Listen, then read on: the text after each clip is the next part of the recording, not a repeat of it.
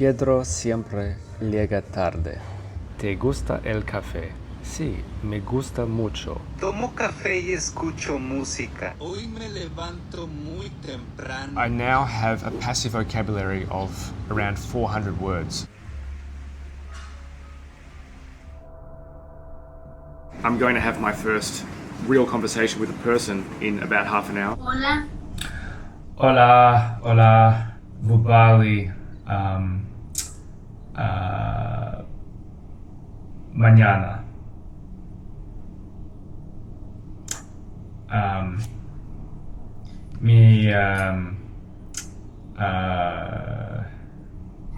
Por favor, habla muy despacio. Empecé a aprender español hace solo 6 días. Ok, solo 6 días. ¿Por qué estás aprendiendo español? Porque español está un idioma muy importante en el mundo. ¿Qué no quieres ver en un tutor? Me no gustan los profesores que hablan. That lesson felt really difficult for me. ¿Podrías presentarte, por favor? Me llamo Russell. Soy de Australia. Me gusta aprender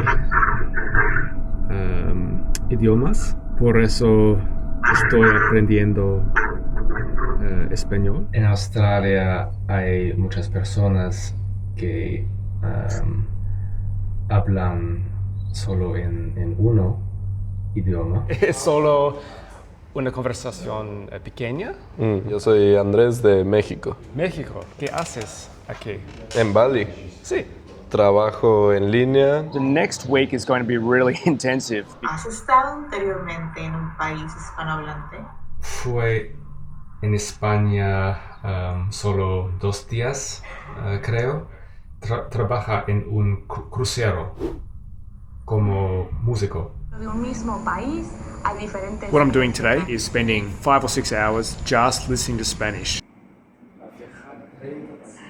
La mayoría de tus estudiantes están aprendiendo español como pasatiempo. Por trabajo.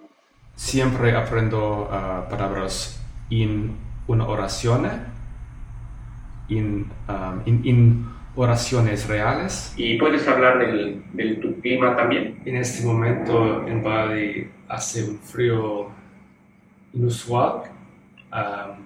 Normalmente hace mucho calor. ¿Dónde estoy? Sería interesante conocer un otro australiano que habla español y que enseña el idioma.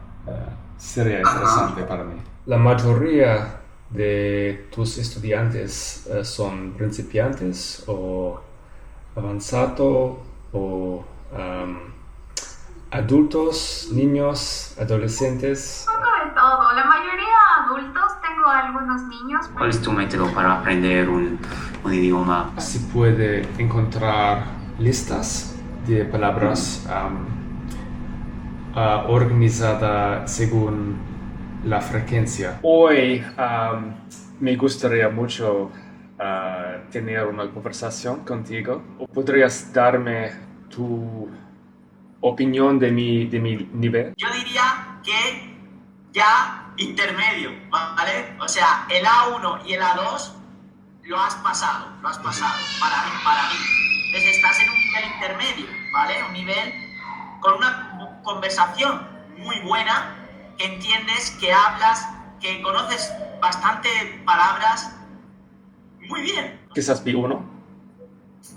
Sí, yo diría. Bueno, mi opinión es que sí tienes al menos mínimo nivel A2, puede ser nivel B1, Pero puedes tener vocabulario de B1, sí, pero la gramática, no, el subjuntivo todavía no lo escuché totalmente, no, el futuro algunas palabras, el condicional no totalmente, entonces por esto no puedo decir B1. En base a la conversación que tuvimos, por el tiempo que tuvimos, es A2, pero probablemente puedes tener más. Según lo que has visto en esta lección, en esta conversación conmigo, ¿cuál es tu opinión de mi nivel actual? ¿Tienes un nivel de comprensión y para hablar de una persona B1, tal vez?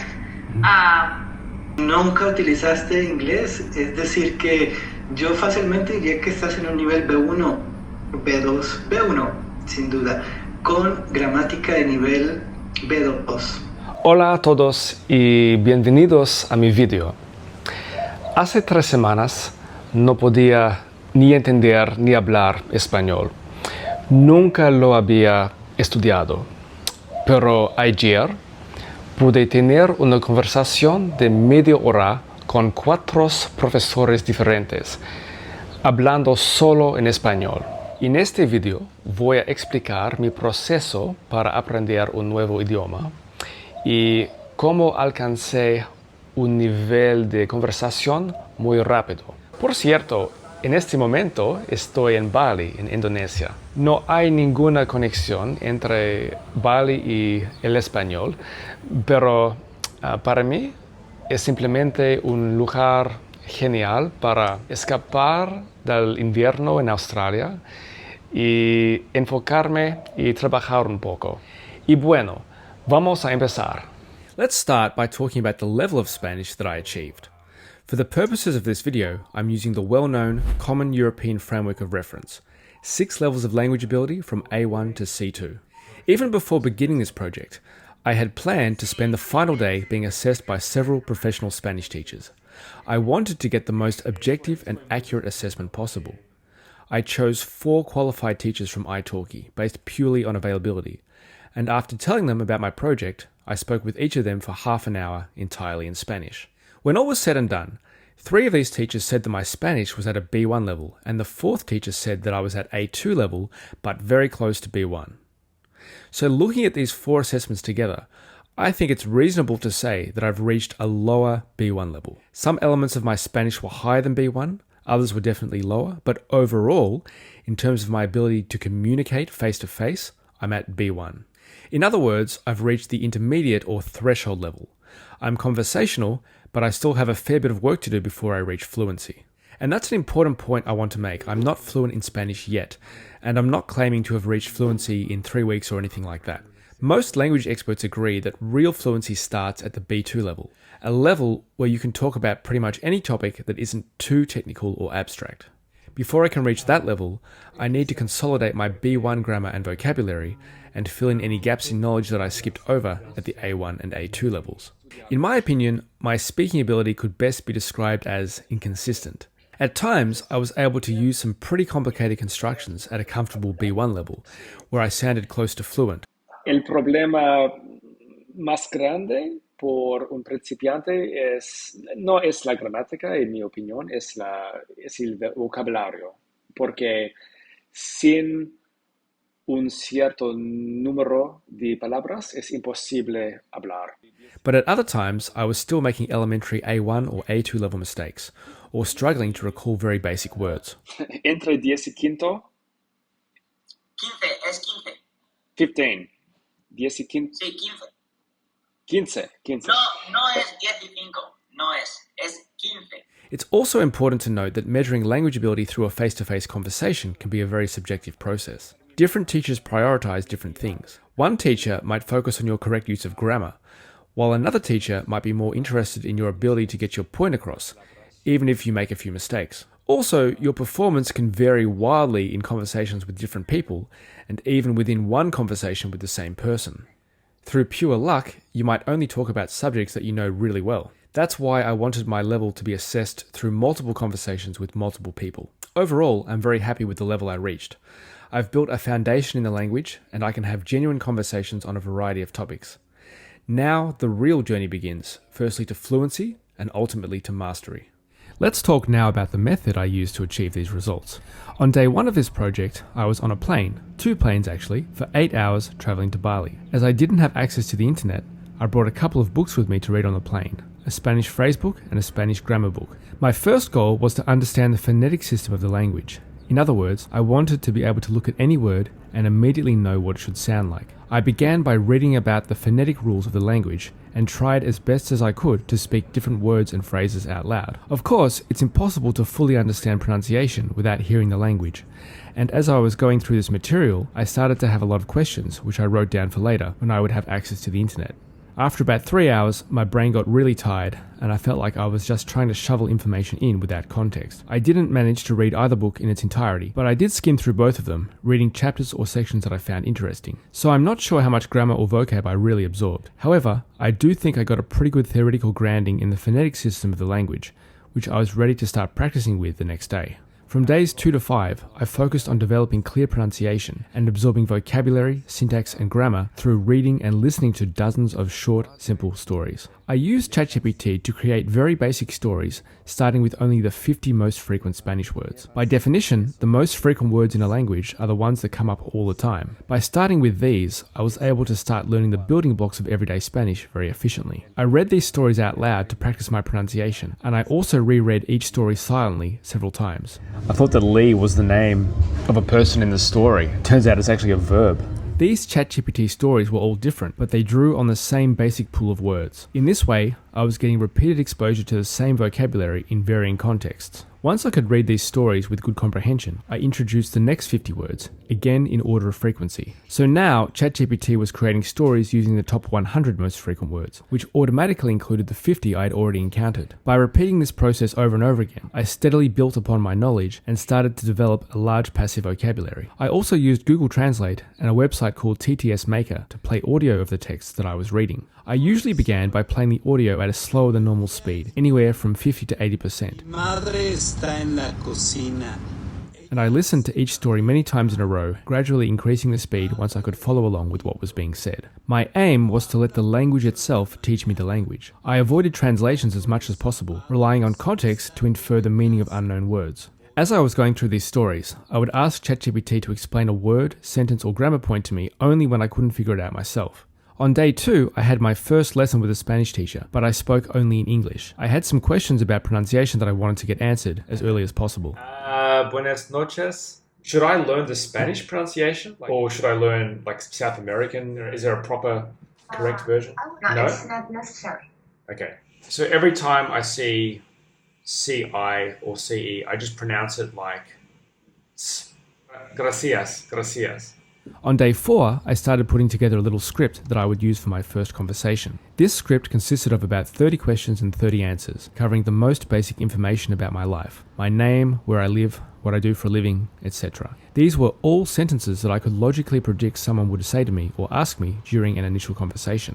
There are certain facts about me that aren't going to change, so it's best just to learn how to say them and just memorize them. You need to pick sentences and phrases and words that are relevant to your situation. I then started using Anki to help me memorize them, and every time I reviewed them, I spoke them out loud. By day 5, I had developed a passive vocabulary of about 500 words. If I did this project again, I would actually be more aggressive with this, and I would aim for 800 to 1,000 words within the first 5 days.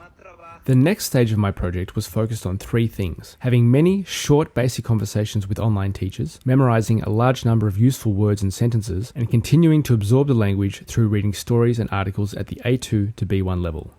I definitely don't feel ready to have a conversation yet, but the reality is you'll never be ready. On day 6, I had my first ever half-hour conversation in Spanish, if you can call it that.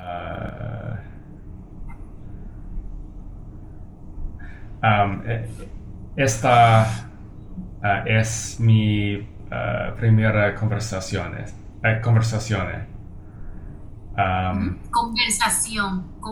Somehow I stumbled through it with the help of my teacher, but it was pretty painful. It was a good wake-up call though. One trap we can all fall into is thinking that we know a language because we can understand some of it when we read it or hear it. But comprehension is not the same as speaking. Immediately after that lesson, I wrote down all the words and phrases I either didn't know or wasn't able to recall during the lesson. Then I asked ChatGPT to generate simple real-life sentences with them. I then put all of these sentences into Anki and used a plugin called TTS Maker to generate audio for them. From that day on, I spent 1 to 2 hours every day, 5 to 25 minutes at a time, studying these flashcards. When I say studying, I wasn't just passively looking at the cards. I was actively translating the English into Spanish and then checking if I got it right. I was speaking every sentence out loud several times and listening to the audio file to compare my pronunciation with it. I had only 2 weeks left until the end of my challenge, so I had to be very selective with what I studied. I tried to study only those things that were most immediately useful to me. For example, I realized very early on that I was unable to have any kind of meaningful conversation without knowing the basic past tense. If someone asks you about your day, for example, you need to be able to say, I went to the shop, or I had a language lesson. So instead of learning every single conjugation of a small number of verbs, I used ChatGPT to generate simple first-person past tense sentences with the 20 most common Spanish verbs, as you can see here. I then added these to my Anki deck along with all the other things I was learning. Bit by bit, I was adding other essential vocabulary, things like numbers, common professions, parts of the body, places, and so forth. I didn't add these in any particular order, since they're all important.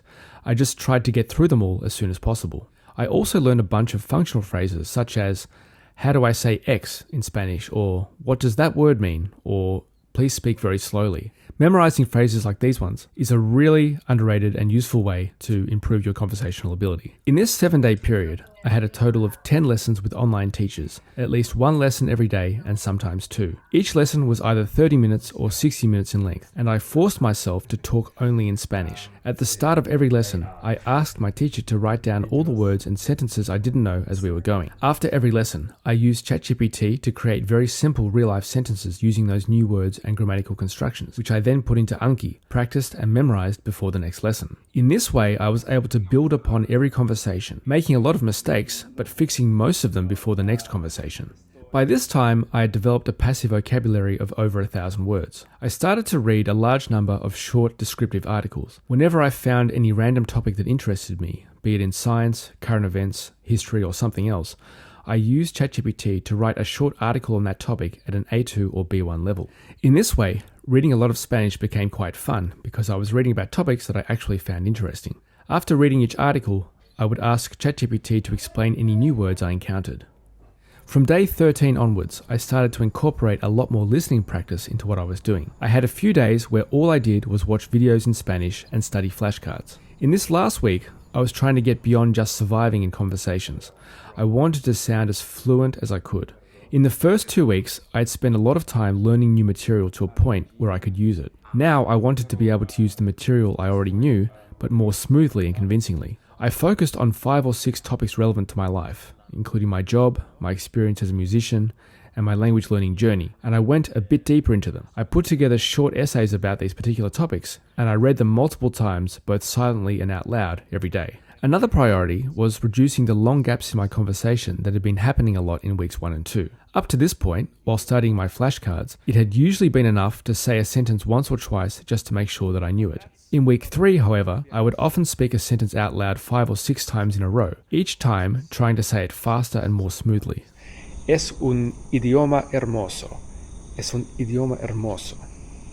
Es un idioma hermoso. It's not enough to just know knowledge, you have to actually be able to use it, and use it at a speed that is actually effective.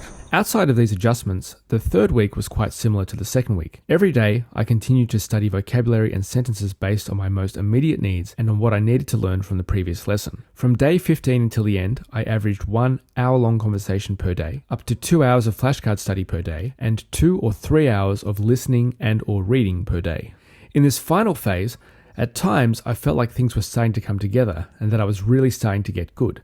But at other times, I felt like I was going backwards or like I was a complete beginner again. None of this was particularly surprising or off-putting for me at this stage, and I just accepted it all as part of the language learning journey. In the last 3 or 4 days, I went full hermit mode and I tried to live my life entirely in Spanish, avoiding English as much as possible, which basically meant avoiding everyone outside my hotel room. Voy a intentar vivir solo en español. Significa que voy a evitar las personas que hablan inglés I really don't recommend this approach for most people because I could feel myself going a bit insane towards the end. So here's a summary of the method I used to learn Spanish in a very short amount of time. 1. Learn how the phonetic system works. Read words and sentences out loud, then listen to high-quality audio of them to fine-tune your pronunciation. 2. Read and listen to very simple stories constructed from the 50 most frequent words, then expand to 100, 150, and so on. 3. Memorize a basic script about yourself, 50 to 100 essential questions and answers that you can use in your first conversations. 4. Start having 10 to 30-minute conversations. Force yourself to speak only in Spanish. 5. After every lesson, review your mistakes. Learn, practice, and memorize everything you didn't know before the next lesson. 6. Learn sentences, not individual words. Prioritize high-frequency vocabulary and phrases based around your immediate needs. 7. Use Anki to memorize everything. Speak every sentence out loud when you study. 8. Use Awesome TTS or a similar tool to create native-like audio for your flashcards. 9. Use ChatGPT to explain grammar, to create comprehensible input, and to make flashcards. 10. Read and listen to A2 and B1 level articles on whatever topics interest you.